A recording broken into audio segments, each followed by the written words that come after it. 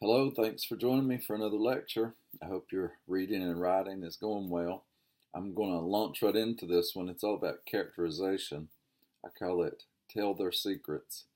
I will be reading the lecture to you.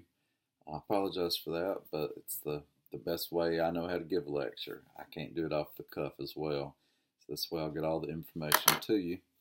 Um, I'll begin by letting you know that while I'll be looking at several different texts for this lecture, I will come back a few times to two in particular, To Kill a Mockingbird by Harper Lee and The Color Purple by Alice Walker, simply because they're pretty universal texts. I know that not all of you have read both of these books, but they are so widely read that I'm sure to reach more of you um, by using these two examples, by pointing to these two books in a sort of shorthand way. That's essential for a brief lecture like this. Don't worry about it if you haven't read either To Kill a Mockingbird or The Color Purple. However, I highly recommend that you do. I think they're two books you can learn a lot from as a writer. And also, anytime I mention them in the lecture, the context will let you know everything you need to know.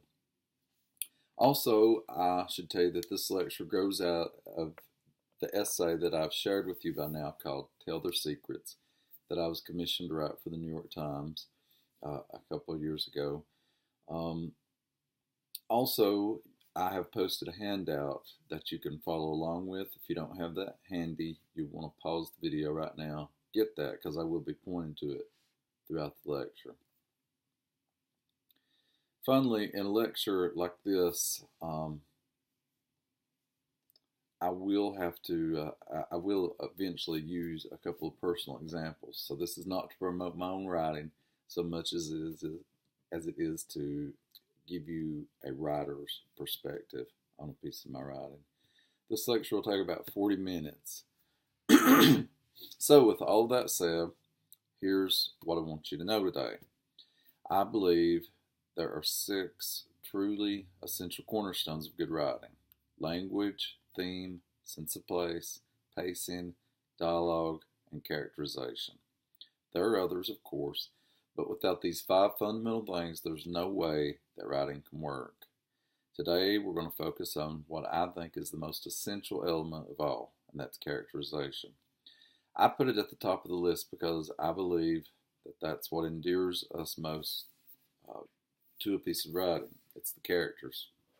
When I think of my favorite books, I of course appreciate them for their language, theme, and other must-haves, but chief among the reasons I love them is characterization. That's always the main reason. A book that many people name as a favorite is To Kill a Mockingbird. Now, the plot is great, but it's not because of the plot. It's not because of the theme, although it is a profound and important one, although some people would argue it's a white fantasy. That's for another lecture. It's not even because of the sense of place that so many people love it, although it has some of the best sense of place I've ever read. The reason people love To Kill a Mockingbird is because of Scout and Jim and Deal and Calpurnia and Atticus and all the other living, breathing characters that inhabit that novel and have taken up residence in our national and even global consciousness.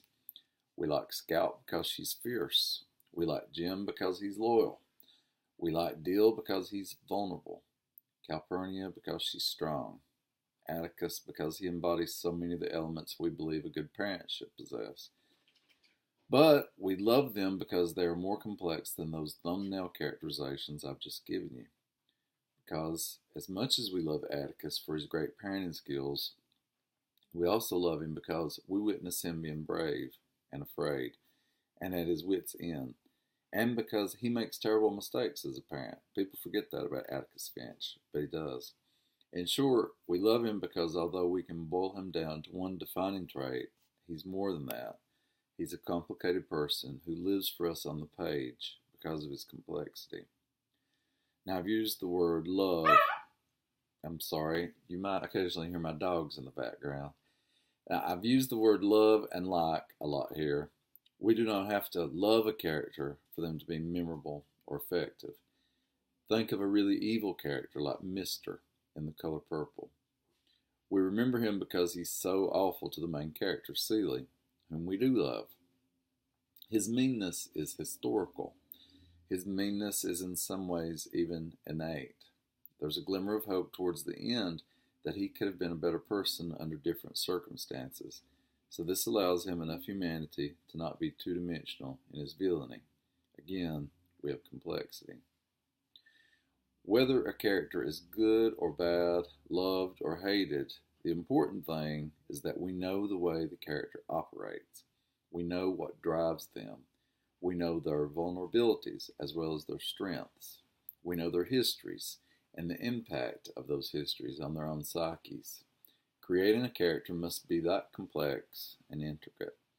Hopefully, I'll be able to show you some of the ways to do that today. One reason I wanted to do this lecture on characterization for you is because I see so much bad characterization, frankly. It never fails that when I'm working with beginning writers, and even some who've been writing a long, long time, that when I ask them to write a characterization for me, they will almost always focus exclusively on physicality. Something like this. She was a blue-eyed blonde in a red dress. Well, the only thing in that pitiful characterization of any use at all is the mention of the red dress, simply because we have an archetypal association with particular colors. Red is the color of evil, or sensuality, or rage, for example. And we have archetypal associations with items of clothing. A red dress can be shorthand for the vivacious or the celebratory. And of course, these associations deal with stereotypes and perhaps even some gender judgment. But the problem is it focuses only on the physical characteristic.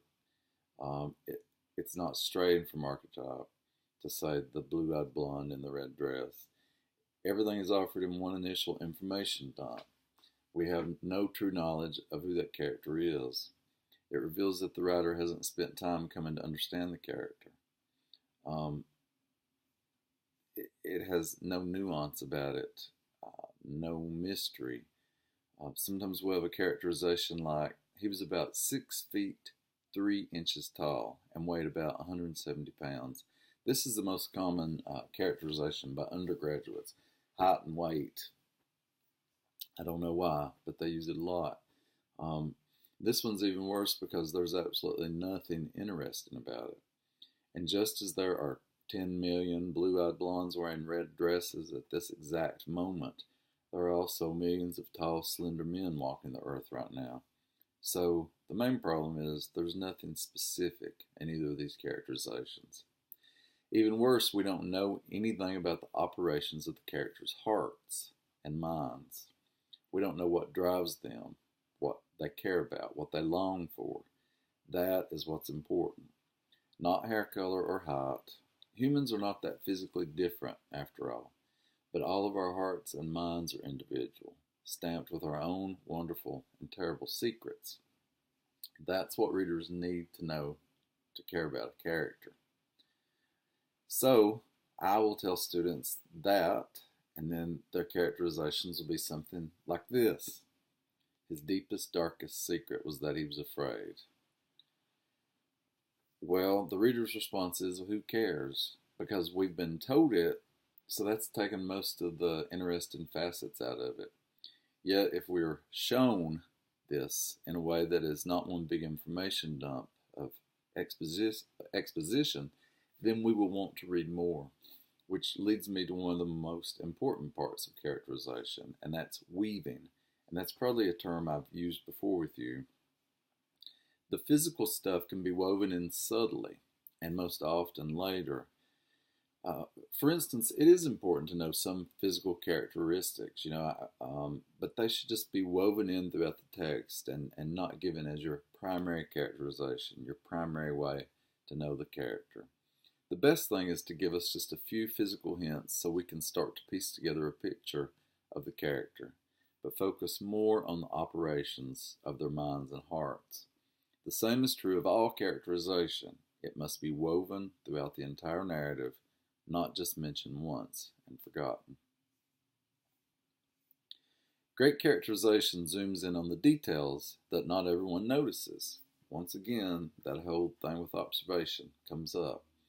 It's our job to notice, always to observe, instead of landing on physicality, which is, the easiest thing to observe. Really great characterization instead focuses on body language, quirks, the way people talk, move, react, best of all, what's going on in their minds. When I'm creating a character, I begin by coming up with one essential trait for them. Once I know a character is stingy, I know a whole lot about them, and I can radiate out from that one thing to learn much more about them. I gave you a writing prompt the other day where I gave you this essential trait, and you had to look at the world through that person's point of view. Same thing. If I know they're brave, that tells me everything I need to know for most situations. If I know they're mouthy or timid or in constant physical pain or mentally ill or abused or afraid, I know how they're going to react to particular situations and how they're going to see the world. Those are the things that lead to more interesting traits. Sometimes the essential trait might change. Often it doesn't. Very often it leads me to their secret as well. So number one, you should write down one defining trait and think about what that is.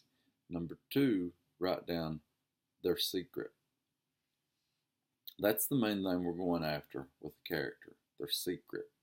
Readers want to be confidants. Everyone enjoys knowing a secret. Everyone enjoys being trusted with a secret. Even more importantly, the main thing we're after in a piece of writing is the trouble, which I keep talking about. Secrets are often linked to trouble. Who wants to read a book that has no trouble?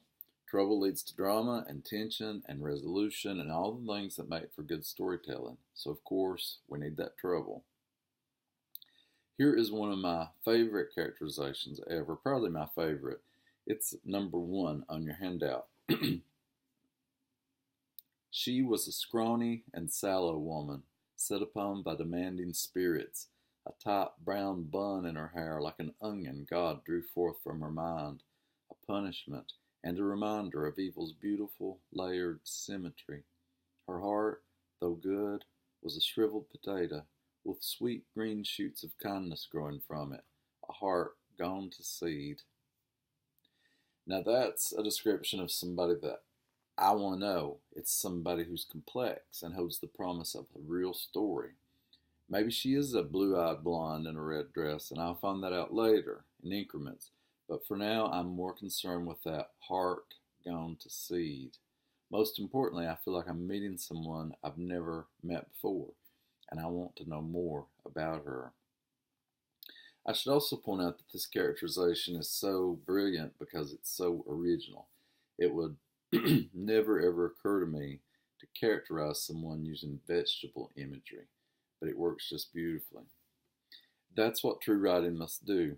Show the unexpected, the secret, the profound in a way that has never been shown before. And it must create characters that are so interesting and endearing, whether we love them or love to hate them, that we never forget them. Like these two characters. And this is from the Beatles song, Eleanor Rigby. First, I'm going to have you listen to the song. So I'm going to cut this video off, and right below it will be a link to where you can hear the song, and then I'll join you again.